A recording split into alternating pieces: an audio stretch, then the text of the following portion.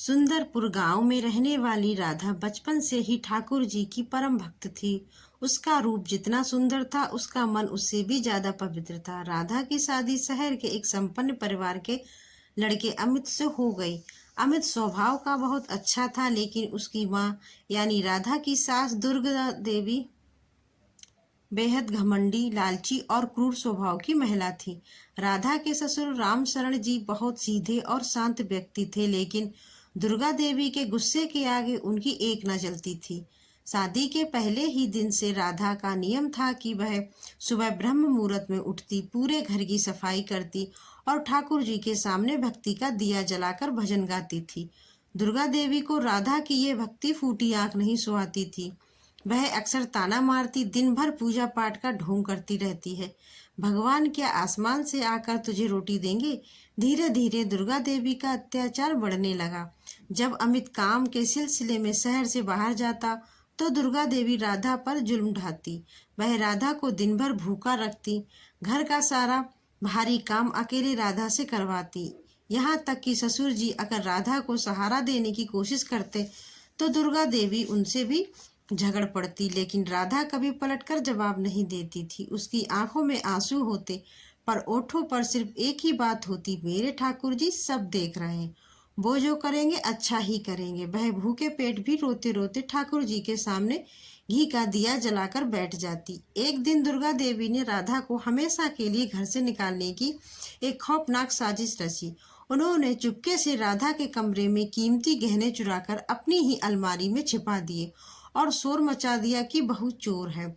ससुर जी ने राधा का पक्ष लेने की कोशिश की। दुर्गा हमारी बहू ऐसा नहीं कर सकती, लेकिन दुर्गा देवी ने उन्हें डांटकर चुप करा दिया। अमित उस वक्त घर पर नहीं था। दुर्गा देवी ने चिल्लाकर कहा, अगर तू सच्ची है तो आज रात इस तूफानी मौसम में तू घर के बाहर बने पुराने खंडहर वाले मंदिर में जाएगी और वहां सुबह तक अखंड दिया जलाकर रखेगी। अगर सुबह तक दिया जलता रहा तो मैं मानूंगी कि तू बेकसूर है, नहीं तो तुझे इसी वक्त यह घर छोड़ना होगा। बाहर भयंकर तूफान चल रहा था, बारिश हो रही थी और बिजली कड़क रही थी। उस खंडहर में सांप बिच्छुओं का डर था। ससुर जी की आंखों में आंसू थे, पर वो लाचार थे। राधा ने रोते हुए ठाकुर जी की मूर्ति उठाई और उस डरावने खंडहर की तरफ चल दी। हवा इतनी तेज थी कि इंसान खड़ा ना रह सके। राधा ने खंडहर के बीचों बीच ठाकुर जी को स्थापित किया और कांपते हाथों से भक्ति का दिया जलाया। जैसे ही उसने दिया जलाया, तेज हवा का एक झोंका आया। राधा ने रोते हुए अपने दोनों हाथों से उस दिए की लौ को ढक लिया। हवा के थपेड़ों से उसके हाथ छिल गए, खून बहने लगा, लेकिन उसने हाथ नहीं हटाए। वह रोते रोते मीराबाई का भजन गाने लगी, गोविंद मेरो है, गोपाल मेरो है। तभी एक चमत्कार हुआ। अचानक खंडहर का माहौल बदल गया। हवाएं तो चल रही थी, लेकिन दिए के पास आकर जैसे थम जा रही थी। उसी समय मंदिर के एक कोने से एक बड़ा और जहरीला काला सांप निकला। वह सीधा राधा की तरफ बढ़ने लगा। राधा ने डर से आंखें बंद कर ली और ठाकुर जी का नाम जपने लगी, लेकिन उस सांप ने राधा को काटने के बजाय ठाकुर जी की मूर्ति के पीछे जाकर फन फैला लिया, मानो वह खुद दिए की लौ को हवा से बचा रहा हो। उधर घर पर बैठी दुर्गा देवी खुशी से हंस रही थी कि आज तो बहू का खेल खत्म। तभी अचानक घर की छत से कड़कती हुई बिजली सीधे दुर्गा देवी के कमरे के उस अलमारी पर गिरी जिसमें उन्होंने चोरी के गहने छिपाए थे। कमरे में आग लग गई। दुर्गा देवी डर के मारे चिल्लाने लगी। ससुर जी और पड़ोसियों ने मिलकर जैसे तैसे आग बुझाई।